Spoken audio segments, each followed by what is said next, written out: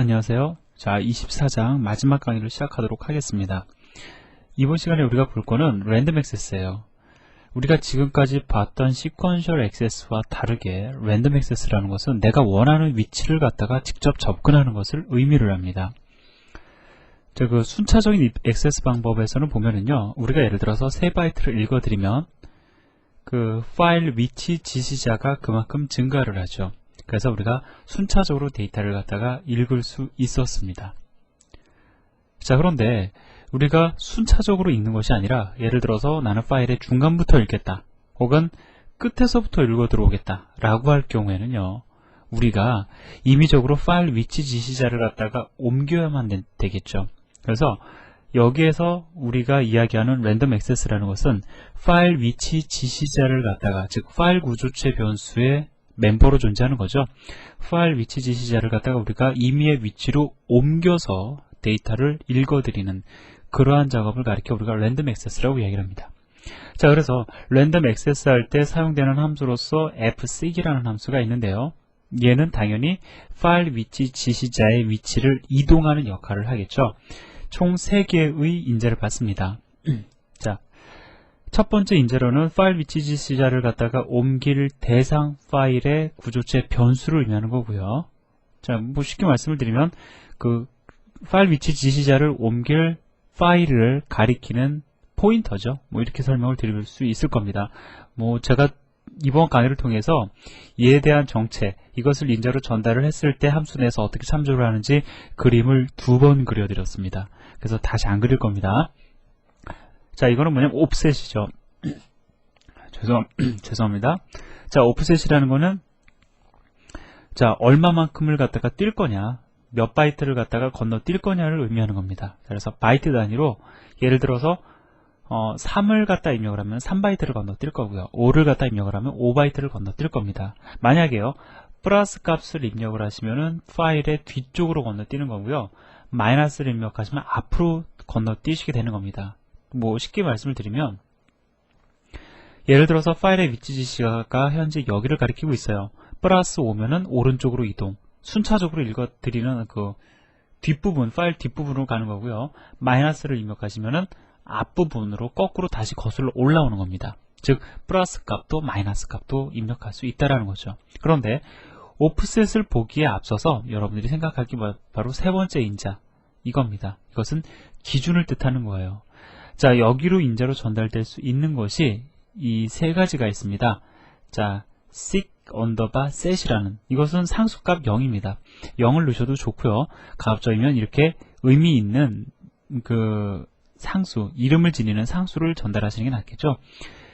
이거는 뭘 의미하냐면 현재 파일 위치 지시자를 기준으로 해서 오프셋만큼 이동을 시키겠다라는 거죠. 아, 죄송합니다. 제가 지금 실수를 했네요.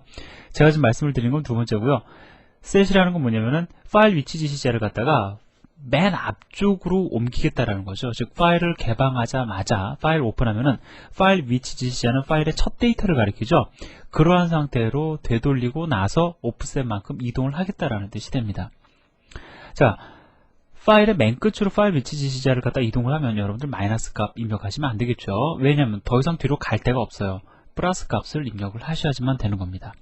자, 반대로 seek end를 갖다가 입력을 하실 경우에는 파일 위치 지시자를 갖다가 파일의 맨 끝으로 이동을 합니다. 자, 맨 끝으로 이동을 해요. 그리고 나서 그 얼마만큼 앞으로 이동을 할 것이냐, 그것을 갖다가 오프셋을 인자로 해서 앞으로 이제 이렇게 오는 겁니다. 자, 중요한 거는요, 얘는 맨 앞으로 이동이고 얘는 맨 끝으로 이동한다. 자, 그 다음에 이 seek call라는 상수는 이동하지 않는다라는 것을 의미합니다. 자, 뭐 이걸 가지고 얘기할 건 아니고요. 우리가 그림을 통해서 한번 확인해 보도록 하죠. 자, 현재 파일 위치 지시자가 여기라고 가정을 해봅시다. 자, 이 상태에서요, 만약에 이렇게 함수로 주려면은 seek call이니까 현재를 기준으로 해서 이만큼 앞으로 이동하라라는 뜻이죠. 자, 따라서 한 칸, 2칸을 건너뛰어서 파일 위치 지시자는 여기로 이동을 할 겁니다. 자, 만약에 파일 위치 지시자가 현재 여기고, 자, 이렇게 함수로 출하냐면은 호출을 하게 될 경우엔 현재 위치를 기준으로 해서, 자, 이번에는 거꾸로 자, 이렇게 마이너스 2만큼 이동을 해서 이 위치를 가리키게 될 거라고요. 이 그림을 통해서 보니까는 훨씬 더 쉽죠? 자, sig 언더바 set은 무조건 맨 앞으로 이동을 하는 거라고 말씀을 드렸습니다. 그리고 나서 2만큼 증가를 하니까 자, 이렇게 2만큼 이동을 할 겁니다. 자, 마이너스 입력을 주면은 갈 데가 없어요. 자, 그리고요. sig 언더바 end는 맨 끝으로 간다고 해서 여기로 가는 게 아니고요. 사실은 파일의 끝을 의미하는 end of file 문자가 여기에 있는 겁니다. 자, 그래서 사실은 end of file, EOF 문자를 가리키게 돼요. 파일 위치 지시자가. 자, 이거 중요한 겁니다. 여기를 가리키는 것이 아니라 지금 여기에 표현은 안 돼 있지만 EOF라는 문자, 즉 파일의 끝을 의미하는 EOF가 사실은 파일의 끝이 항상 존재하기 마련이거든요. 걔를 가리킨다라는 겁니다. 이해가. 자, 그걸 기준으로 해서 마이너스 2만큼 거꾸로 가니까 당연히 어디를 가리키게 되냐면 여기를 가리키게 되겠죠. 그래서 아마 출력을 하게 되면은 8부터 출력이 이루어질 겁니다. 자, 이 예제가요. 이거를 갖다가 교재에서 보면 이러한 형태로 예제를 제시하고 있습니다. 제가 좀 전에 말씀을 드렸던, 보여드렸던 그림을 그대로 코드로 옮겨 놓은 거예요. 그래서 일단은 이렇게 문자 열도 파일에다 저장을 하고요. 그 다음에 7바이트를 읽어드리는 이유는 파일 위치 지시자를 갖다가 여러분들 그 그림에서처럼 자, 이 위치로 옮겨 놓기 위한 겁니다. 7바이트를 읽어드리면 하나, 둘, 셋, 넷, 다섯, 여섯, 일곱. 자, 이렇게 문자열을 입력을 한 다음에 파일에다가 읽어드릴 때 7바이트 읽어드리고 나면은 자, 파일 위치 지시자가 여기를 가리키게 되겠죠. 그 상황을 연출하기 위해서 예제를 이렇게 작성을 한 겁니다. 읽어드리고 나서 뭐 출력까지 해주고 있네요. 출력이 중요한 건 아니죠. 자, 그리고 나서 지금 보면은 그 그림에 있었던 함수 호출의 문장을 이렇게 지금 보여주고 있습니다. 자, 이거를 갖다가 다 주석을 해제해버리고 실행을 해버리면은요, 여러분들 정말 이렇게 읽어지는지, 파일 위치 지시자가 이렇게 이동을 하는지 확인할 수가 없잖아요. 그렇죠? 그래서 이거를 다 주석 처리하지 마시고요. 다 주석 처리하신 상태에서 주석을 하나씩만 해제해 가면서 실제로 그렇게 파일 위치 지시자가 이동을 했는지 읽어드리는 데이터를 통해서 확인해 보시기 바랍니다. 자, 그럼 하나만 한번 확인해 볼까요? 자, 지금 이 상황은 어떠한 걸 연출을 하고 있는 거냐면요.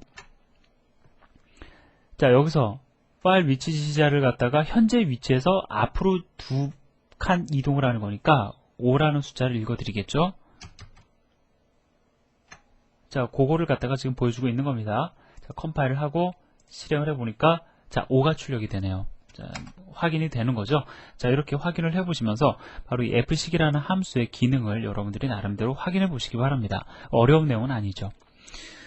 자, 여기까지 해서 드디어 파일 입출력에 대한 내용이 끝이 났습니다. 자, 여러분들 수고하셨고요. 자, 25장은 다음 시간에 이어서 진행하도록 하겠습니다. 수고하셨습니다.